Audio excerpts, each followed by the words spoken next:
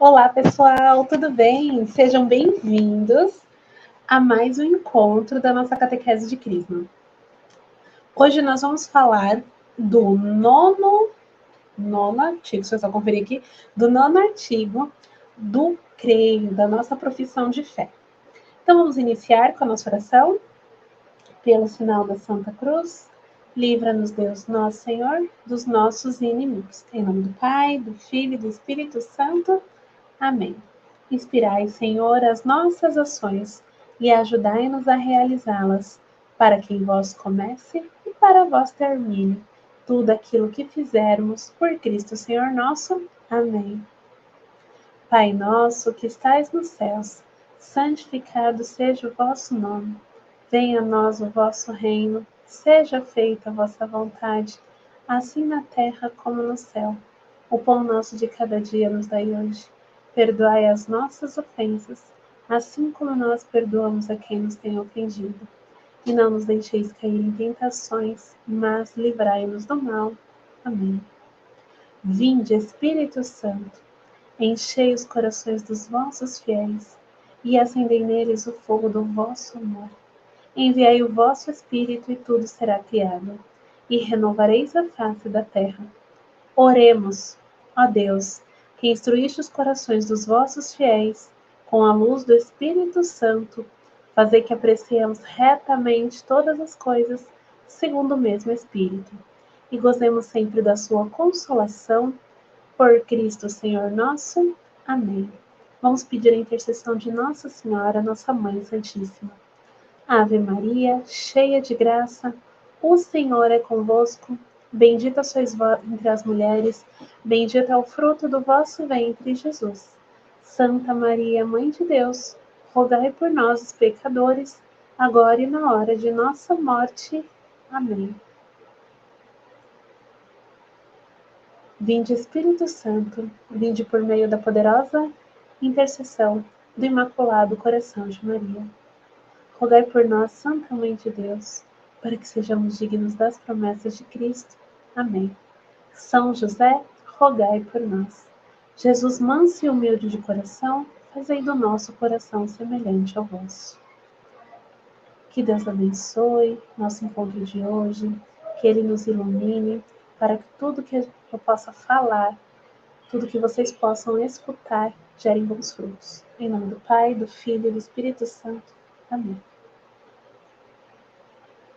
Então, pessoal, vamos lá, né? Então, nós estamos no nono artigo do credo, ou creio, né? Credo, eu já falei, né, gente? Credo é outro nome para a oração do creio. É o nome em latim, credo. Só um minutinho, gente. Eu estou procurando aqui, porque o que aconteceu? Eu fechei o catecismo sem marcar. Muito bem, né? Estou de parabéns.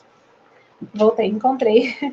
Então, o nono artigo a gente fala, creio no Espírito Santo, depois nós falamos na Santa Igreja Católica, e na sequência, na comunhão dos santos.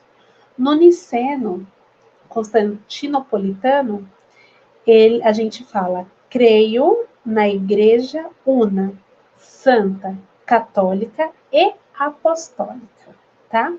Una, Santa, Católica e Apostólica.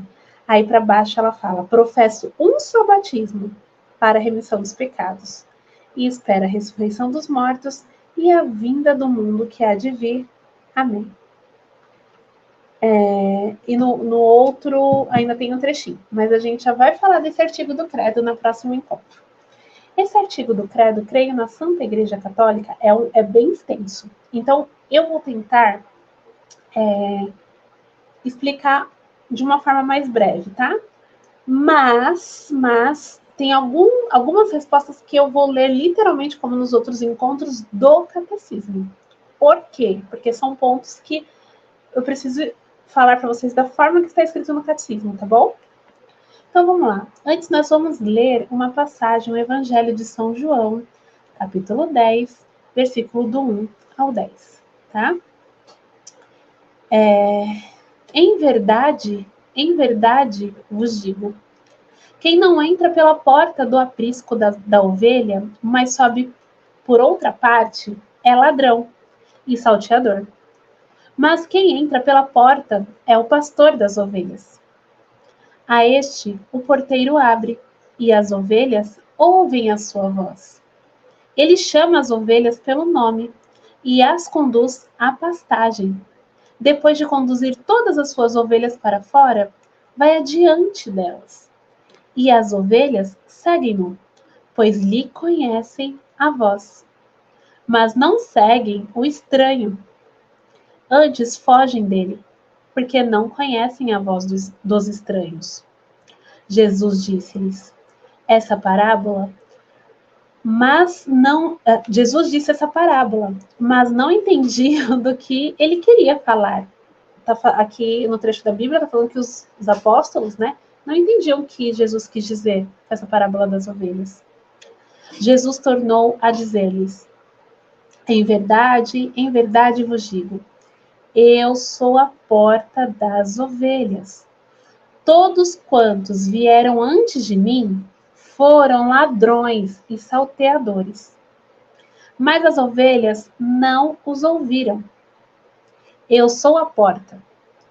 Se alguém entrar por mim, será salvo. Tanto entrará como sairá e encontrará pastagem.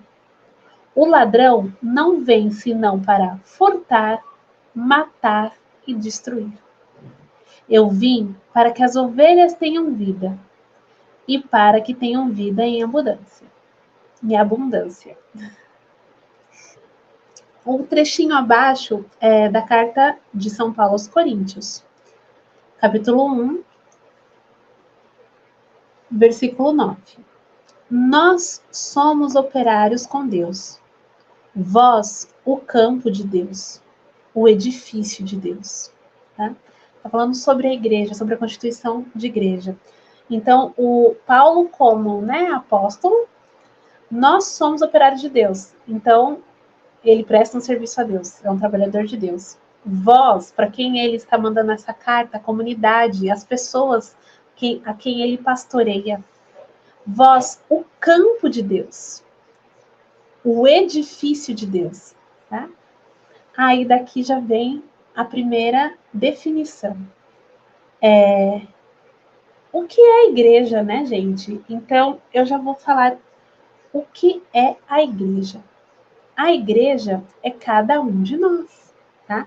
Então, são as pessoas que formam a igreja, tá? Por isso que na carta de São Paulo ele fala, vós, o campo de Deus, o edifício de Deus. Então, cada pessoa e a comunidade unida forma-se a igreja. A igreja não são as paredes, tá? A igreja não é um contrato, uma empresa, uma instituição social que tem um contrato formado com uma jurisdição certa que vai dali até aqui. Não. A igreja é cada um de nós. Mas vamos lá.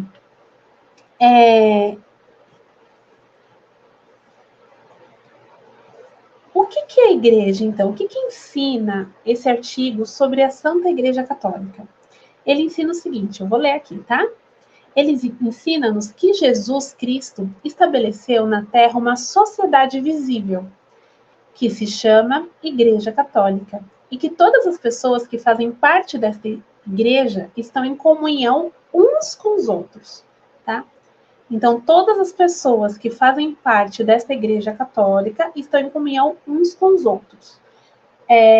Eis o motivo que a palavra católica quer dizer o quê? Universal. Aí até um trocadilho. Sim, nós somos a igreja universal.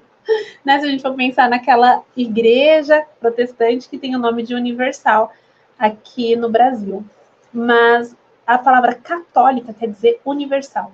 Então, a igreja é constituída por Cristo e que está no mundo inteiro, né? E todos nós estamos em comunhão. A Igreja Católica tem essa questão, a católica, e nós somos a católica romana, né? Tem uma questão do cisma entre a Igreja Ortodoxa e a Igreja Católica. Só que, mesmo assim, elas andam juntas, tá? De certa forma. Não tem o mesmo bispo, né? No caso, o Papa. Mas muitas coisas se convergem, tá? Da fé. Mas, enfim, vamos lá. Vamos voltar para a Igreja Romana. Rapidinho. E aí, não sei se vocês perceberam, mas no creio, a gente fala que crê no Espírito Santo. E logo, a gente é vírgula, né? Ponto e vírgula. Creio no Espírito Santo, na Santa Igreja Católica. E por que é logo depois, né? Depois do Espírito Santo, a gente fala sobre a profissão na Igreja Católica. Porque isso serve para indicar a santidade da igreja. Porque a igreja se forma, procede do Espírito Santo, que é o autor de toda a santidade. Se vocês estiverem acompanhando a liturgia, os evangelhos da Santa Missa desde a Páscoa, vocês vão entender por que a igreja procede do Espírito Santo. E eu estou gravando esse vídeo para a turma de 2024. Não sei se ele vai ser replicado para outras turmas, mas eu já vou falar uma característica muito linda, uma coincidência maravilhosa, santa, que vai acontecer esse ano. Esse ano, a crisma de vocês foi marcada na solenidade de Pentecostes. E não foi programado. Não foi programado ser marcado na solenidade de Pentecostes. Mas é uma maravilhosa coincidência. E é na solenidade de Pentecostes, no dia de Pentecostes, desculpa, que se inicia a igreja, né? Que a gente diz que o Espírito Santo coloca as pessoas que creem em Jesus em missão, né? A partir desse momento que a igreja vai para fora, né? Que ela começa, os apóstolos que estavam com medo ainda, os apóstolos que ainda estavam receosos, né? Sobre sua missão, sobre Jesus. Eles convivem com Cristo, Cristo vai acalmando o coração deles, mas Cristo ainda deixa algo que os fortaleça, que os ajude na missão, os ajude não, que seja essencial para a missão, que é o Espírito Santo. Então, depois que Jesus ascende, tem a ascensão de Jesus, o dia da ascensão, a solenidade da ascensão, eu acredito que vai ser no dia da primeira Eucaristia de vocês, essa turma de 2024. E aí, na outra semana, vai ser a solenidade de Pentecostes. Olha que lindo. E como eu falei, né, a palavra igreja quer dizer o quê? Convocação ou reunião de muitas pessoas. Então, a palavra igreja quer dizer convocação ou reunião de muitas pessoas. Então, a igreja é o templo? Não, a igreja não é o templo. A igreja são as pessoas. O templo é o local sagrado, onde as pessoas, né, é um local consagrado para as pessoas se reunirem. Mas pensa lá, no tempo dos apóstolos, quando a igreja era perseguida pelos romanos, né? Pensa como não era a forma de culto, a forma de reunião. Ali já é a igreja, já começou, só que eles não podiam fazer seu culto público, não podiam fazer seu culto, tinham que fazer escondidos, não tinha um templo, não tinha um local para reunião. E hoje em dia, gente, ainda acontece muito isso.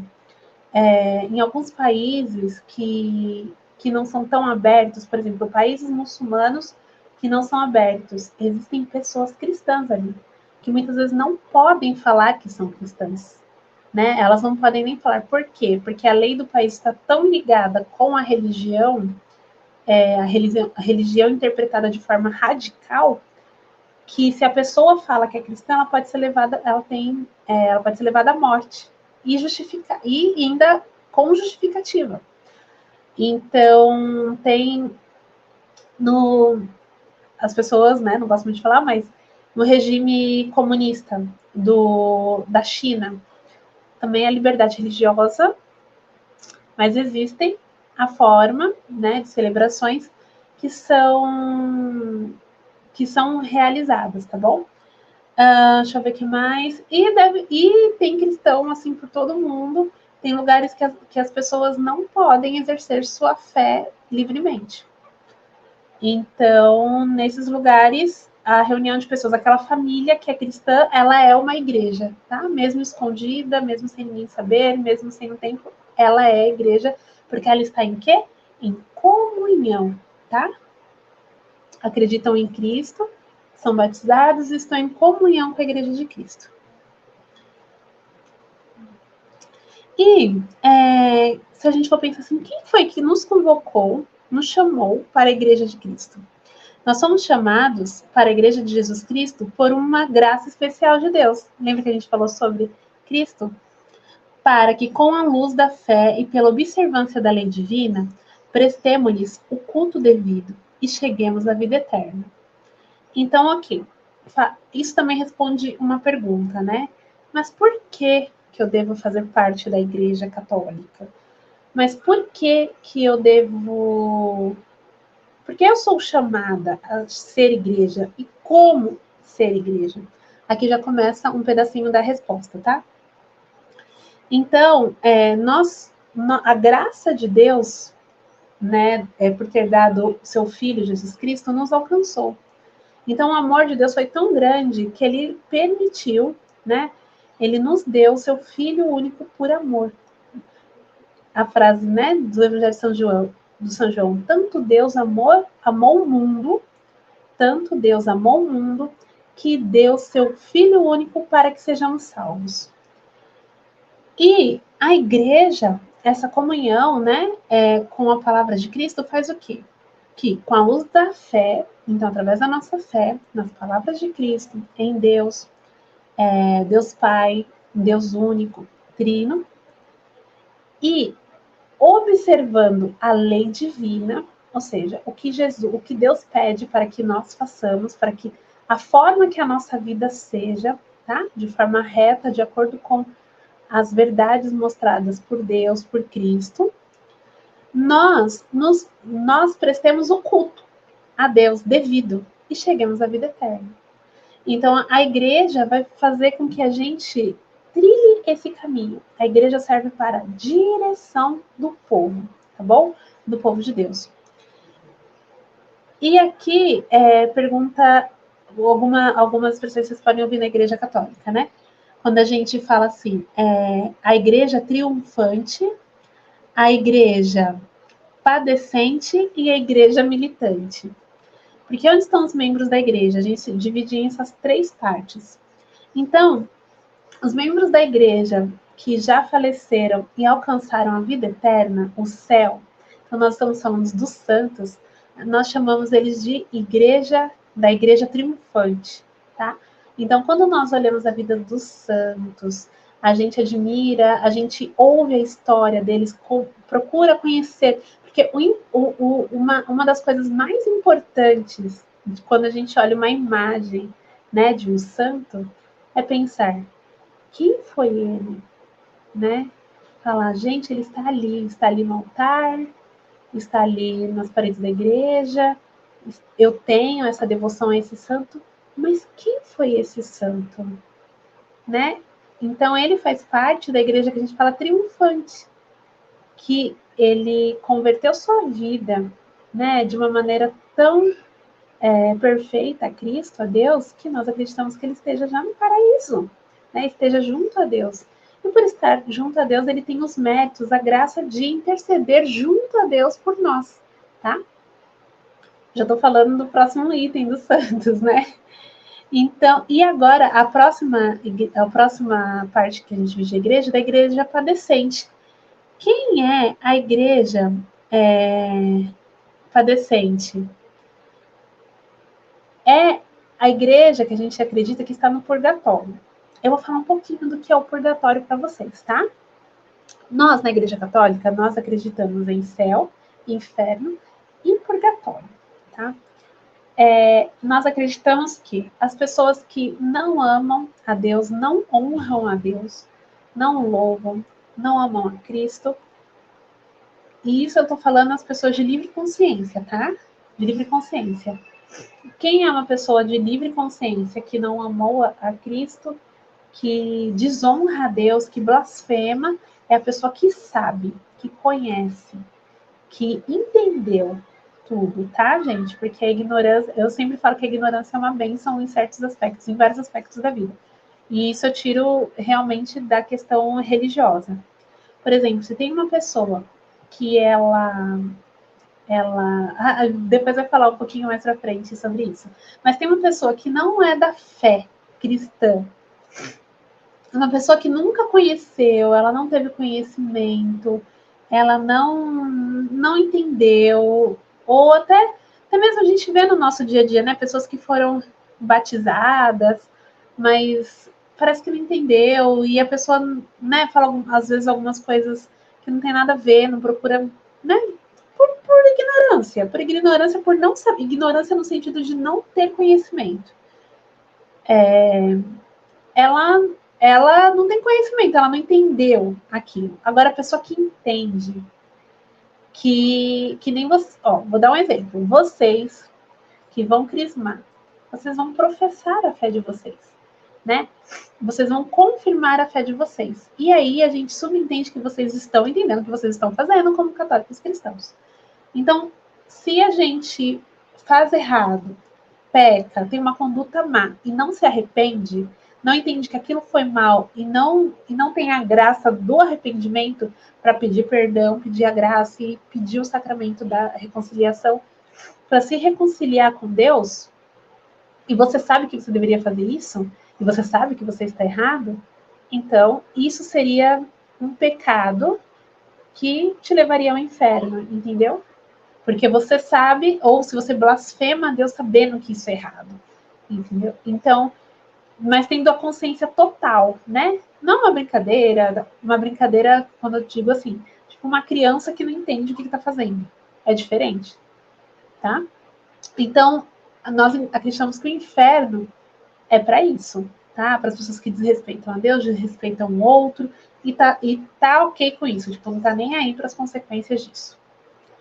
O purgatório, que seria, eu sempre falo, espero que pelo menos, Senhor, me ajuda a ter uma vida mais reta, para pelo menos eu chegar no purgatório. O que é o purgatório? O purgatório seria um estágio antes de você chegar ao céu. Mas como assim um estágio antes de eu chegar ao céu? Por quê? Nós acreditamos que as pessoas que conseguiram viver sua vida se conformaram tanto a Cristo, que você consegue atingir o nível de santidade já aqui na Terra, que eles não passam pelo purgatório. Agora, a maioria de nós, né? A maioria de nós seguimos lutando, né? E tentando sempre conformar nossa vida ao máximo possível, fazer o melhor possível. A gente sempre tropeça, cai, erra. Os santos também tropeçam, erram, retornam. Mas normalmente quando as pessoas elas tropeça, cai, a nossa vida, né, do dia a dia, que sempre acontece isso na nossa vida corriqueira, em família e tudo mais. Nós acreditamos o quê? Que a gente tá sempre ali tentando acertar, a gente se confessa, a gente, né, reconhece nossas culpas, nossos maus atos, a gente quer sempre fazer, cumprir os mandamentos de Deus, né? Eu sempre brinco que a gente está ao mínimo, né? Que cumprir os mandamentos, se arrepender ali é o mínimo. Se a gente for pensar numa linha, numa escala, né? Para baixo seria negativo e para cima o positivo. Quando a gente cumpre os mandamentos, a gente, né, se arrepende, a gente vai à igreja, pelo menos aos domingos, a gente comunga, a gente educa os nossos filhos, a gente ajuda, né, nas pastorais, na paróquia, dá uma ajuda, paga o dízimo, deixa eu pensar. Nossa missão em casa, uma missão que seja na igreja, a gente está ali fazendo o básico, ou seja, fazendo tudo isso, que não é tudo, esse é o mínimo, né? fazendo esse mínimo, a gente está ali no zero. A gente, pelo menos, não negativou, entendeu? E ali a gente que está no zero, no 1, que é a imensa maioria das pessoas, a gente pelo menos vai para o purgatório, entendeu? E tudo que a gente. E nesse lugar, no purgatório, nesse estado de consciência da alma, né? Nesse lugar que a alma ficaria, é um lugar para a gente terminar, sabe? De as nossas penitências e tudo mais, para uma hora a gente alcançar o paraíso e contemplar na perfeição, quando a nossa alma estiver perfeita, Deus face a face. Por isso que a Igreja Católica, é um dos mandamentos da Igreja, rezar pelos mortos, tá? Então, rezem, gente, vá às missas das almas, rezem, lembre dos seus mortos, tá? Das pessoas da família, dos conhecidos, amigos, sempre coloquem em oração, rezem pelas almas do purgatório, né? Pelas almas gerais do purgatório, né? Sempre reze, tá? Porque é uma das formas, quando nós fazemos as orações, é uma das formas, a gente sempre fala, né? Que é para diminuir um pouquinho menos o tempo das pessoas no purgatório. O purgatório é um lugar horrível? A gente acredita que não, mas ainda não é o paraíso, ainda não é a perfeição, tá? Então, gente, eu tô dando só um exemplo de forma mais leiga. É como se tivesse uma escada rolante, pavimentos. Então a gente está quase lá, no purgatório. Então, sempre rezem pelas almas do purgatório, tá? E a gente acredita no céu, que é a igreja triunfante, que é o céu, o paraíso. Então eu falei da igreja triunfante, que é que está no céu, a igreja padecente, que está no purgatório, e a igreja militante. Quem é a igreja militante? Sou eu, você. A igreja militante somos de nós que estamos aqui, nossa alma que está aqui na Terra, né? Vivendo essa vida. Então, nós somos a igreja que milita, a igreja que está viva, militante, tá? E essas igrejas, elas constituem uma só igreja.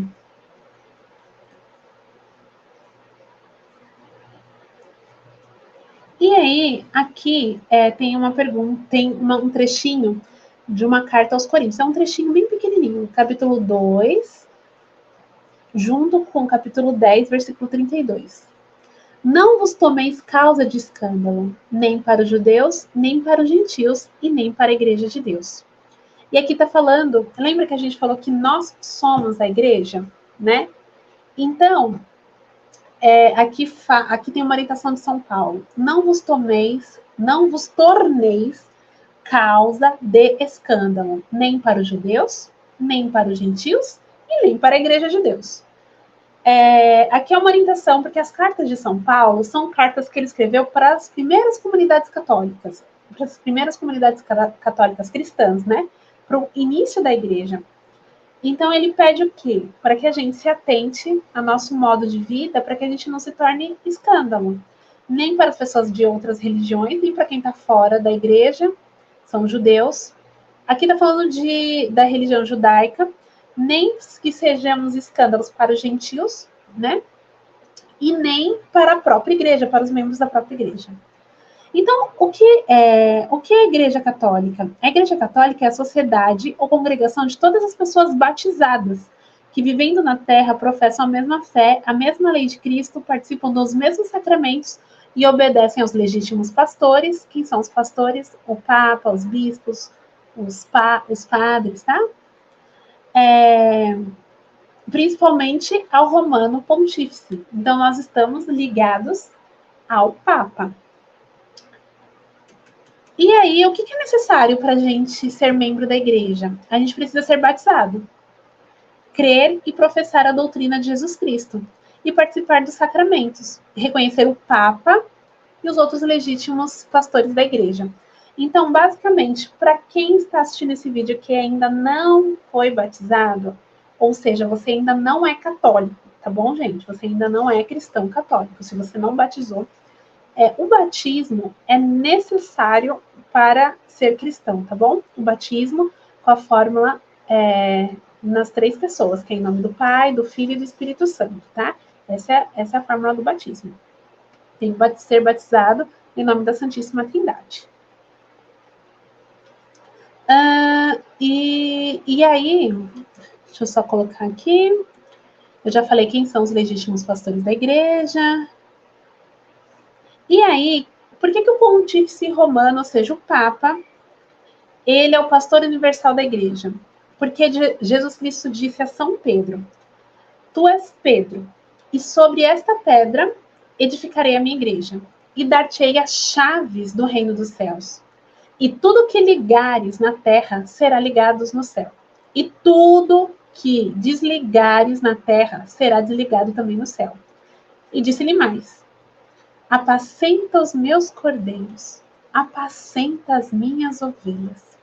Vocês sabem o que é apacentar, né, gente? Apacentar vem dos pastores que cuidam, que unem, que, né, conduzem as ovelhas. E por isso que a gente chama o Papa de pastor, os padres, os bispos de pastores, a exemplo do bom pastor que é Jesus Cristo, tá? Agora, eu só vou trocar aqui a minha página, porque eu quero ler agora. Eu comecei a ler o catecismo de São Pio X, mas agora eu vou ler um pouquinho o compêndio desse catecismo aqui da capa amarelinha, tá bom?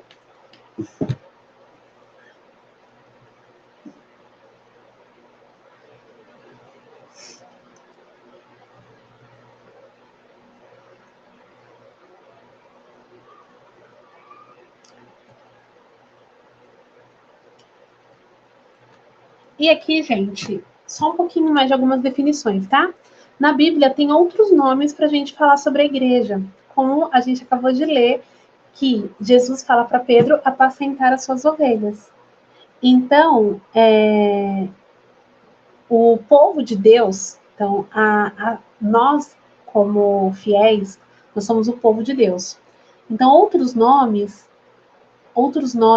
do que pode ser dado, né, ao povo de Deus, são as imagens retiradas de pastoril, então nós podemos ser o redil, o rebanho, as ovelhas, o campo, a oliveira, a vinha que veio dos agrícolas, e nós também tem outras figuras, né, como, de linguagem como habitacional, morada, pedra, templo e familiar, a esposa, a mãe, a família, tá? Então, vocês vão ouvir muito que a igreja é a esposa de Cristo, por conta dessa questão familiar, né? De nós sermos, como igreja, a esposa de Jesus Cristo. E aí, gente, vocês sabem qual que é a missão da Santa Igreja? A missão é de anunciar e instaurar no meio de todos os povos o reino de Deus, inaugurado por Jesus Cristo. Ela é, na terra, o germe de trigo, né? A semente e o início deste reino salvífico. Então, você vai falar, mas gente, por que a igreja insiste desde lá das navegações, principalmente às vezes em algumas aulas de história, a gente vê algumas críticas às missões da igreja. Sim, existem críticas e coisas erradas, algumas técnicas, métodos, e isso a gente não vai tratar aqui. Isso é para uma outra conversa sobre história e tudo mais. Mas por quê? Por que desde o início, por que a igreja cresceu? Né? Por que a igreja se multiplica? Por que as pessoas, os cristãos, desde lá, simplesmente não viveram sua fé e pronto, acabou? Eles insistem em anunciar, mesmo correndo risco de vida, na época das perseguições, né? Mesmo correndo risco de vida, na época, no combate para defender seu território, na guerra contra os mouros, né? Porque que quando se descobriu, entre aspas, começaram a colonizar, né, novas terras, foi levado o catecismo, né, foi levada a fé em Cristo, foi explicado quem era Cristo para outros povos que tinham outra fé, outro hábito. Por quê? Por que que isso acontece? Né? Porque hoje, por que que ainda hoje em dia tantos padres, tantas pessoas usam meios de comunicação para evangelizar?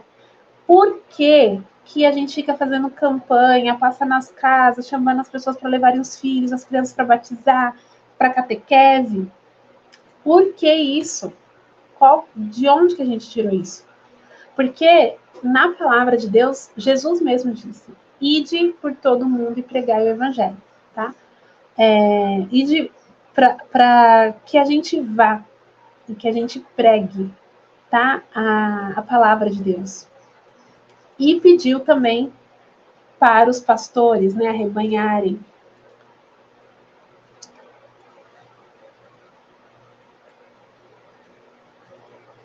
Só um minutinho, gente. E aí, uma das outras formas que a gente fala que a igreja a gente fala que Cristo é a cabeça e a igreja, nós somos seu corpo, tá? Então, Cristo é a cabeça, que é a igreja. A igreja vive dele, nele e para ele. Cristo e a igreja formam o Cristo total. Cabeça e membros são, por assim dizer, uma só pessoa mística, tá? Então, Jesus Cristo é a cabeça e a igreja, a Santa Igreja, o corpo. E por que muitas vezes a igreja é chamada de esposa de Cristo? Porque o próprio Senhor se definiu como o esposo com E maiúsculo, né? Perfeito. Que amou a igreja, unindo assim por uma aliança eterna.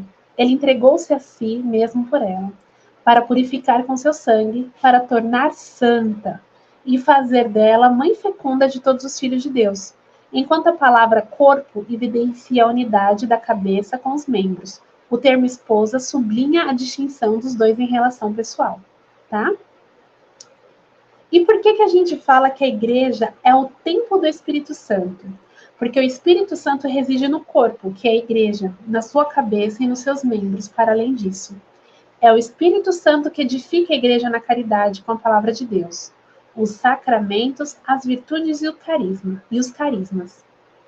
Eu vou ler esse trechinho de Santo Agostinho, tá? O que o nosso espírito quer dizer? A nossa alma é para os nossos membros. O Espírito Santo é para os membros de Cristo, para o corpo de Cristo, que é a igreja, tá?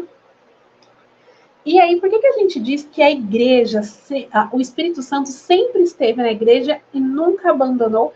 E realmente é uma das provas, né? Que a igreja é uma vontade de Cristo e que é uma vontade de Deus e que só, né? Por que a gente diz isso? E por que a gente tem tanta certeza que é o Espírito Santo que conduz a igreja? Minha filha, meu filho, se vocês forem ler sobre a história da igreja, desde lá dos primeiros pais, né? Da fé, lá dos apóstolos, primeiros padres, santos padres. Tem um livro da minha biblioteca católica que o nome é Os Papas, né?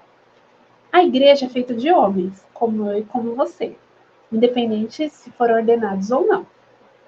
E aí, nem sempre as pessoas tiveram boas condutas.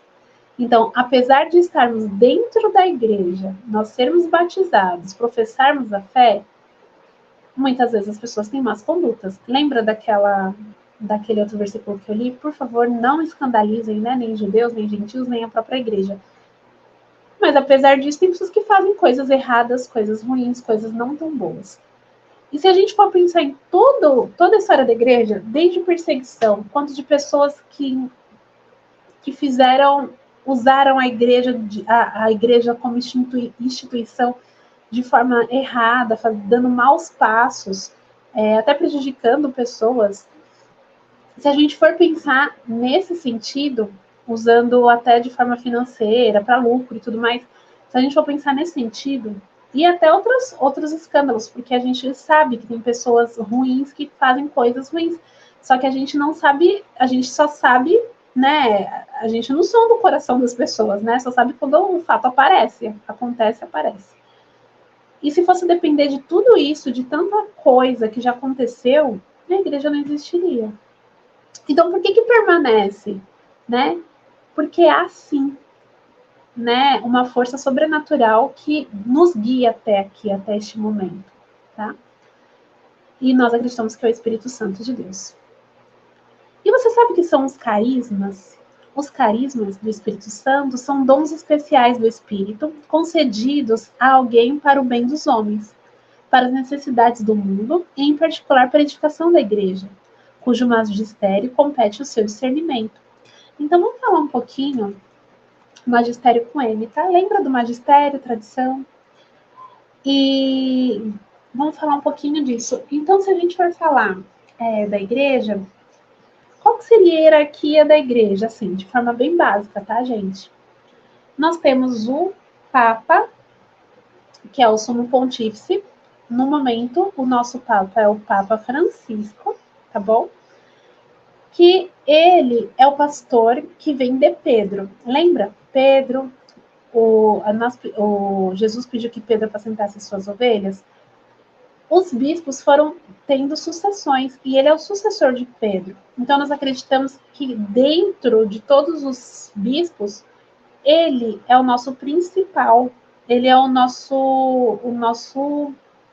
sucessor de Pedro, quem recebeu o Espírito Santo, as graças, para o quê? Para levar a igreja pelos melhores caminhos, tá? Vocês sabem como é eleito um papa. Os cardeais, que também, né, são os bispos, eles se reúnem, tem oração, rezam e é feita uma eleição. Só que essa eleição não é que nem a nossa política, cada um deles fala, eu quero ser papa dessa vez, então eu vou fazer como fala? Minha propaganda política, eu tenho meu partido. Não, não é assim. Dentre eles, né, eles pensam nos caminhos que a igreja estão tomando, oram, pedem muita orientação, discernimento do Espírito Santo. E aí, eles particularmente, eles escolhem alguém. E depois vai ser visto quem foi a pessoa mais, né, votada. E por isso que a gente fala que é encaminhado, que é iluminado pelo Espírito Santo, né? Porque não é uma questão política, não é uma questão de partido político, de um querer assim humano apenas, né? De um querer humano apenas. Tanto é que às vezes acontece de bispos serem eleitos, né? Papas serem eleitos que não era tipo uma pretensão deles serem papa, né? Eu já ouvi falar que o Bento XVI, por ele ser, né, uma figura que ele gosta mais, ele gostava, né? Já faleceu o nosso Santo Padre Bento XVI. E ele gostava mais dessa questão de estudo, né? Ele não, ele era quem era necessário naquele momento, mas não necessariamente que fosse uma coisa, eu quero ser papa, entendeu? Não é assim que funciona na igreja, né? De como é eleito um papa. Só para vocês entenderem. Aí abaixo do papa tem os cardeais, os bispos, arcebispos. Por exemplo, na nossa diocese de São Miguel Paulista, o nome do nosso bispo é Dom Algacir Munhac, tá? Ali na diocese de São Miguel Paulista, para quem é daqui da região.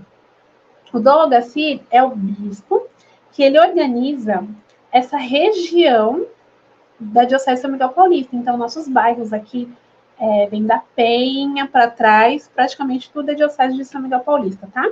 Até as divisas com os outros municípios aqui da Zona Leste.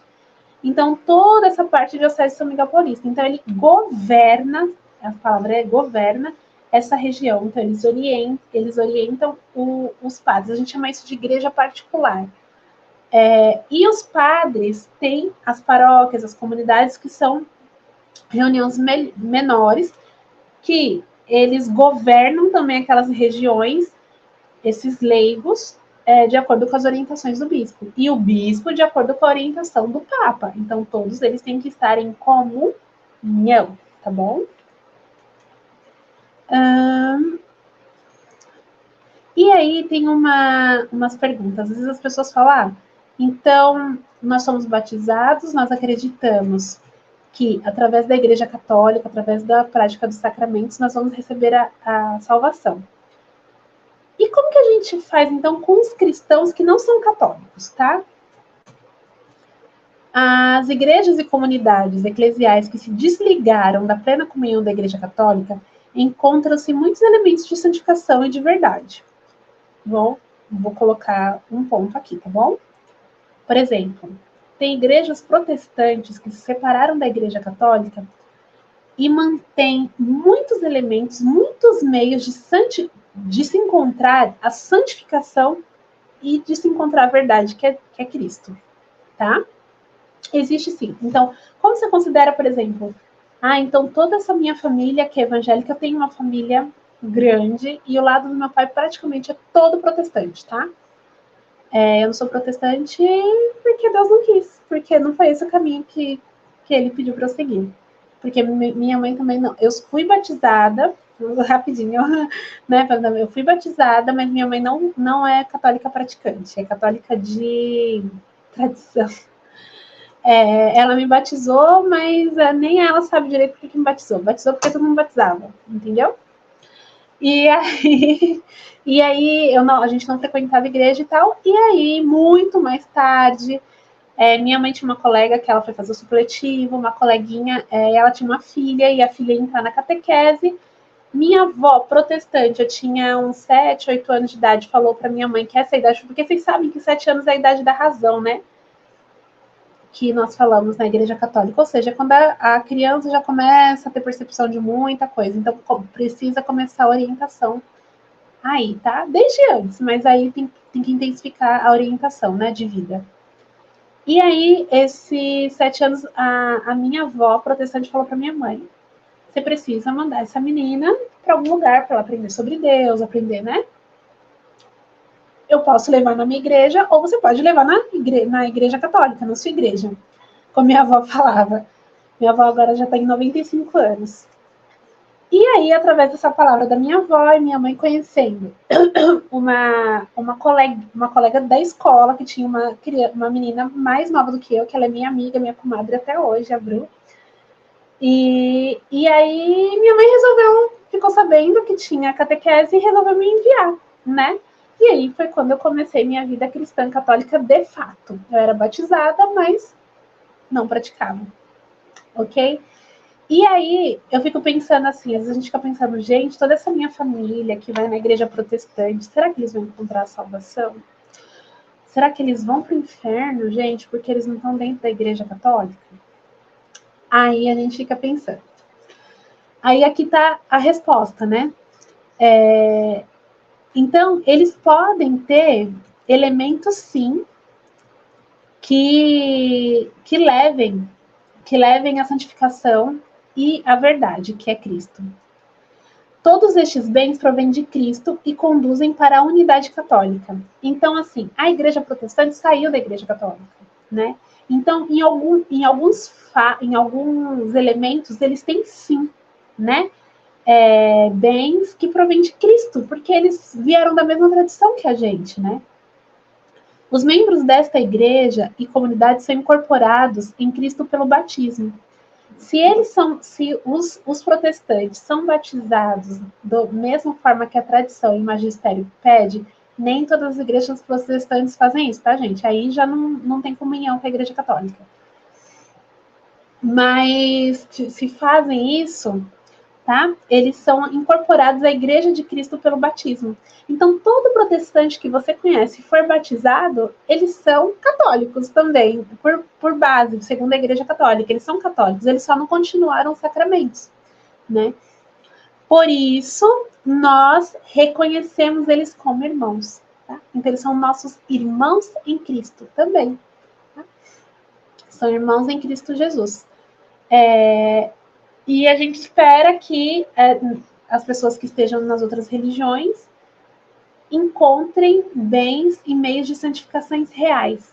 Mas hoje em dia, tem tantas, entre aspas, seitas protestantes, que até as igrejas protestantes mais antigas olham assim com ressalva as práticas delas, tá? Então, Se a gente tem uma pessoa na família que está indo por uma igreja protestante, está indo para meios errados, coisas que não são legais, então pode ser que essa pessoa não encontre a salvação, tá? Mas todas as pessoas podem encontrar ou não encontrar a salvação. Até você, eu, que estamos dentro da Igreja Católica, que nem eu falei agora há pouco, a gente sabe, quanto mais a gente sabe do certo, mais a gente tem que fazer o certo, né?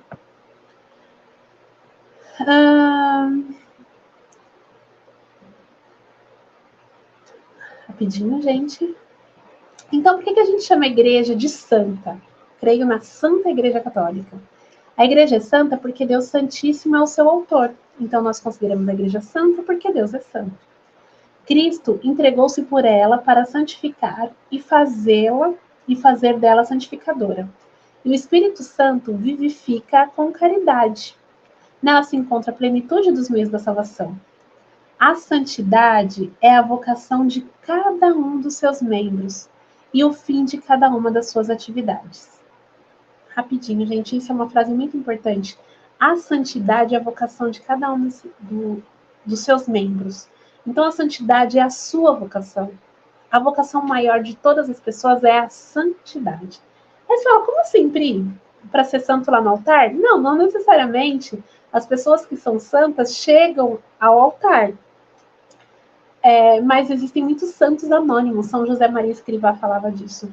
Existem muitos santos anônimos que ninguém ouve falar, né? A pessoa ali, a mãe de família, o pai de família, as crianças ali naquele seio que viveram aquela família, ali existe santidade, que buscaram viver todo amor, né?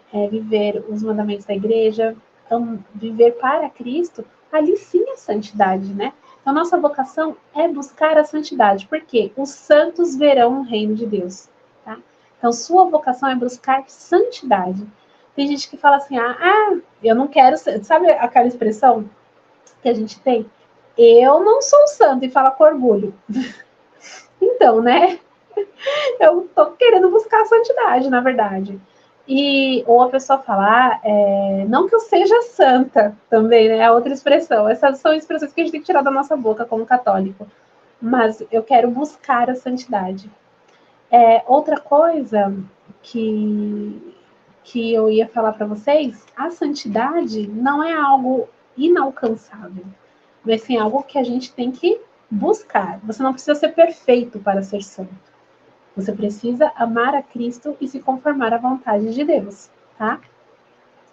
E assim a gente segue buscando a santidade. Agora rapidinho. A igreja inclui no seu interior a Virgem Maria e inumeráveis santos como modelos de intercessores. A santidade da igreja é a fonte de santificação de seus filhos, que aqui na terra se reconhece todos pecadores, sempre necessitados de conversão e de purificação. Agora, rapidinho, vamos para cá.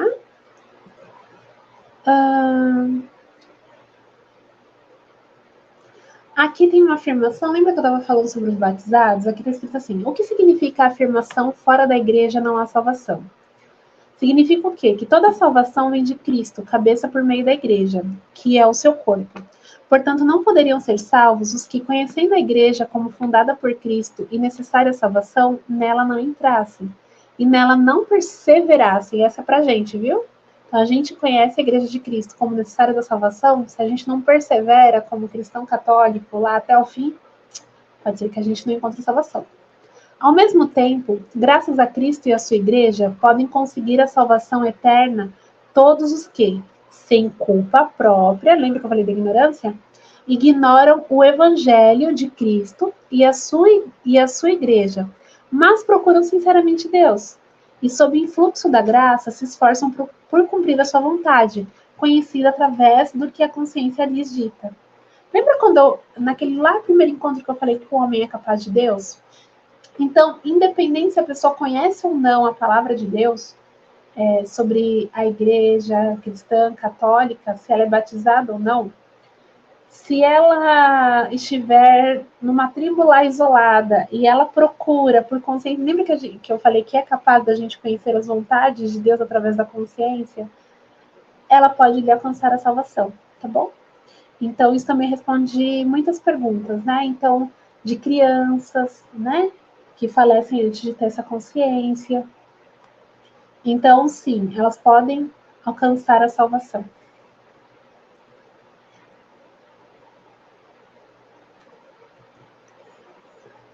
Aqui é o trecho, né? Por que a igreja deve anunciar o evangelho a todo mundo?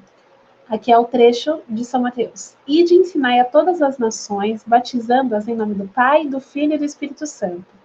Este mandato missionário do Senhor tem na sua fonte no amor eterno de Deus, que enviou seu Filho e seu Espírito porque quer que todos os homens sejam salvos e cheguem ao conhecimento da verdade, tá?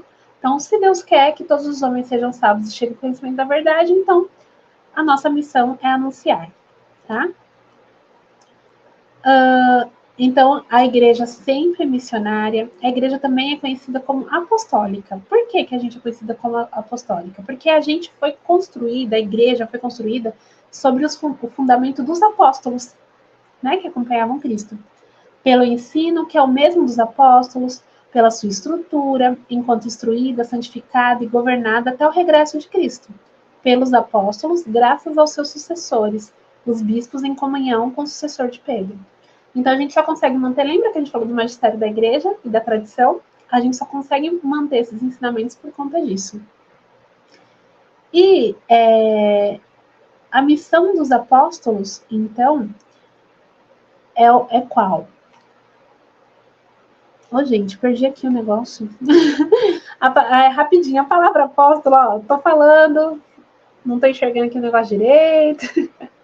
Vamos lá, voltando. Em que consiste a missão dos apóstolos? A palavra apóstolo significa o quê? Enviado, tá? Então, toda vez que você ouvir a palavra apóstolo, você vai lembrar que ela significa enviado. Ou enviado do Pai. Jesus, ele chamou a si 12 entre os seus discípulos, constituiu como seus apóstolos, fazendo deles testemunhas escolhidas na sua ressurreição e fundamentos da sua igreja. Deles o mandato de continuarem a sua missão, dizendo: como o Pai me enviou, assim eu vos envio a vós. E prometeu estar com eles até o fim do mundo. Então, os apóstolos, gente, a gente não está estudando tanto a Bíblia, né? Mas os apóstolos foram 12 homens chamados por Jesus. E depois da sua morte, né, os 11, porque Judas, né, cometeu suicídio após ter entregue Jesus para a crucificação. Depois eles elegeram Matias para ficar no lugar de Judas, então eles continuaram sendo 12 depois da morte de Jesus. E aí eles continuaram a missão. Então Jesus falou para eles: como o Pai me enviou, assim também eu vos envio a vós. Então Deus enviou os apóstolos para essa missão, tá?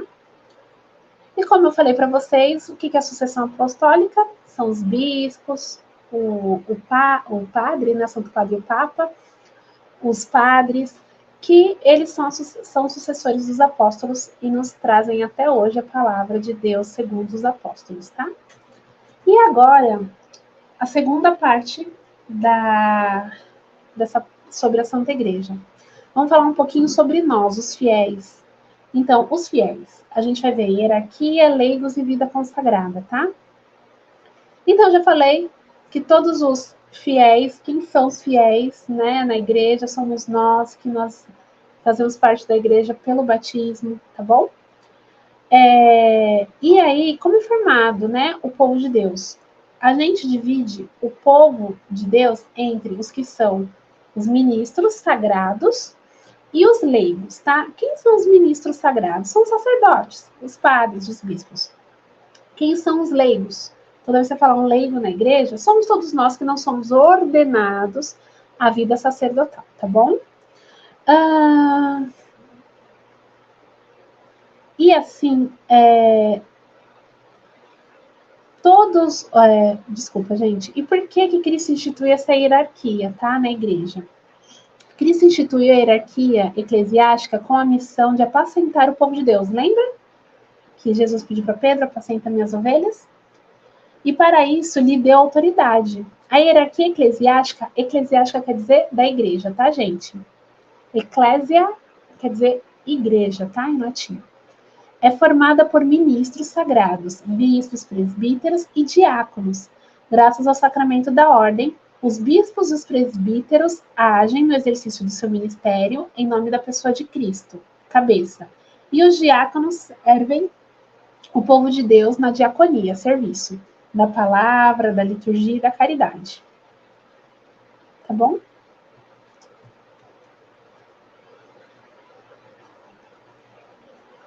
E aí, gente, daqui eu vou pular um pouquinho sobre essa parte da hierarquia dos bispos e tudo mais, que a gente vai pular um pouquinho, porque senão vai ficar muito extenso, tá bom? Aí eu vou falar mais sobre os leigos, sobre o nosso papel como leigo, tá? Qual é a vocação dos fiéis leigos? Então, para a gente saber qual é o nosso papel, qual que é a nossa vocação? Os fiéis leigos têm como vocação própria procurar o reino de Deus, iluminando e ordenando as realidades temporais segundo Deus. Correspondem assim ao chamamento à santidade e ao apostolado dirigido a todos os batizados. Então, eu vou ler mais um trecho, aí eu já faço a explicação. Como a gente participa, nós leigos, nós participamos da função sacerdotal de Cristo. Falar, então, só o padre é sacerdote. Os leigos são sacerdotes, mas com funções diferentes. Então, participam nela, nós leigos participamos nessa função sacerdotal como sacrifício espiritual, agradável a Deus por Jesus Cristo. Sobretudo na Eucaristia. Então, como que a gente participa? Na Eucaristia, a sua vida com todas as obras, as orações e as iniciativas apostólicas. A vida familiar, o trabalho de cada dia, as agruras, os problemas da vida, suportadas com paciência, e os lazeres corporais e espirituais. Deste modo, os leigos dedicados a Cristo e consagrados pelo Espírito Santo oferecem a Deus o próprio mundo. Então, qual que é a função do leigo? A gente que tem que trabalhar, cuidar de criança, estudar. A gente tem mil e uma coisas para fazer. Como que a gente vive a nossa função sacerdotal de Cristo nesse mundo, né? Então, a gente tem que viver a Eucaristia, tá? Receber a Santa Eucaristia, que é o corpo de Cristo.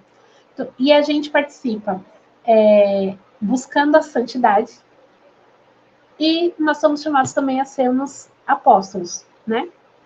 De outras formas. Mas como que a gente vai buscar a santidade e ser apóstolo? Vivendo a nossa vida, tendo que viver, mas sempre com olhar a Cristo, entendeu? Então não quer dizer, tem gente que fala, agora fulano que se converteu, entendeu, recebeu crisma, agora ele só não pensa mais em outra coisa. Mas, gente, a nossa vida é voltada para Deus, para Cristo. Não quer dizer que a gente está pensando o tempo todo, né?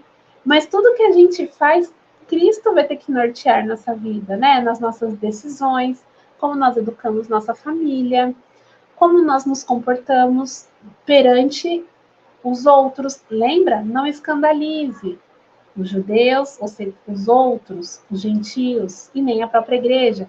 Então, se você é a igreja de Cristo, você é o representante da igreja no meio onde você está, tá bom? Então, dependendo de como você age, você vai ser o embaixador da igreja. Vai dizer que vocês nunca ouviram ou nunca comentaram de alguém, fulano vive rezando, mas ele é assim, assim, assado, faz isso, faz aquilo, faz isso. São julgamentos, olhares. Isso se chama fazer escândalo, né? Não que a gente não esteja, não possa errar alguma vez na vida, fazer algum passo ruim, né? Mas a gente tem que sempre procurar pensar nisso. Que você é representante da igreja, você é representante de Cristo para os outros, né? Então, e dessa forma, às vezes, sem abrir uma Bíblia, sem abrir uma palavra, sem falar o nome de Deus uma vez, você pode sim evangelizar. Você pode sim ser o apóstolo, levar o amor de Cristo para as outras pessoas, sem às vezes abrir uma boca, tá? E às vezes, abrindo muito a boca e se comportando muito mal, você pode sim afastar as pessoas de Deus. Então, até nisso, a gente tem que ter um discernimento em como nós vamos nos comportar. Mas em tudo, nós entregamos nossa vida e nossos afazeres a quem? A Cristo, tá bom? E pedindo, lembra do outro encontro pelo Espírito Santo? Bom dia, Espírito Santo, o que nós vamos fazer hoje? Venha comigo, me oriente, me fortaleça.